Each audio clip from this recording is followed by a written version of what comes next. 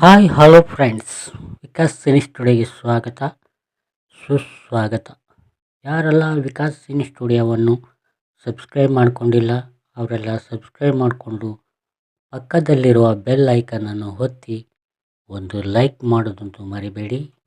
ಬನ್ನಿ, ಈ ದಿವಸ ಶಶಾಂಕ್ ಅವರು ನಿರ್ದೇಶನ ಮಾಡಿರ್ತಕ್ಕಂಥ ಚಲನಚಿತ್ರಗಳ ಬಗ್ಗೆ ತಿಳಿಯೋಣ. ಮೊದಲನೆಯದಾಗಿ ಸಿಕ್ಸರ್ 2007ರಲ್ಲಿ ತೆರೆಕಂಡು ಹಿಟ್ ಆಯಿತು.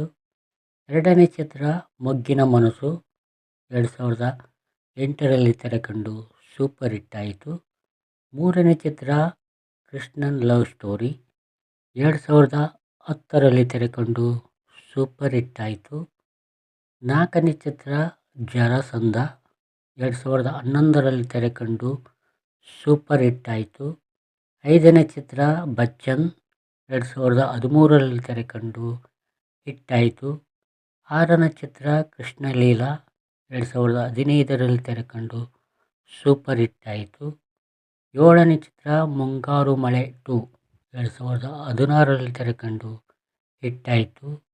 ಎಂಟನೇ ಚಿತ್ರ ತಾಯಿಗೆ ತಕ್ಕ ಮಗ 2017ರಲ್ಲಿ ತೆರೆಕಂಡು ಆವ್ರೇಜ್ ಆಯಿತು. ಒಂಬತ್ತನೇ ಚಿತ್ರ ಲವ್ 360 2022ರಲ್ಲಿ ತೆರೆಕಂಡು ಆವ್ರೇಜ್ ಆಯಿತು. ಹತ್ತನೇ ಚಿತ್ರ ಕೌಶಲ್ಯ ಸುಪ್ರಜಾ ರಾಮ 2023ರಲ್ಲಿ ತೆರೆಕಂಡು ಹಿಟ್ ಆಯಿತು. 11ನೇ ಚಿತ್ರ 54, ಇದು ಅವರ ಅಪ್ಕಮಿಂಗ್ ಮೂವಿ. ನೋಡಿದ್ರಲ್ಲ ಫ್ರೆಂಡ್ಸ್, ಇವೆಲ್ಲ ಶಶಾಂಕ್ ಅವರು ನಿರ್ದೇಶನ ಮಾಡಿರ್ತಕ್ಕಂಥ ಚಲನಚಿತ್ರಗಳು. ಇವರ ಚಲನಚಿತ್ರಗಳಲ್ಲಿ ನಿಮಗೆ ತುಂಬ ಇಷ್ಟವಾದ ಚಲನಚಿತ್ರ ಯಾವುದೆಂದು ಕಮೆಂಟ್ ಬಾಕ್ಸ್ ಮೂಲಕ ತಿಳಿಸಿ. ಮತ್ತೆ ಮುಂದಿನ ವಿಡಿಯೋದಲ್ಲಿ ಸಿಗೋಣ. ಅಲ್ಲಿವರೆಗೂ ತಮ್ಮೆಲ್ಲರಿಗೂ ಧನ್ಯವಾದಗಳು.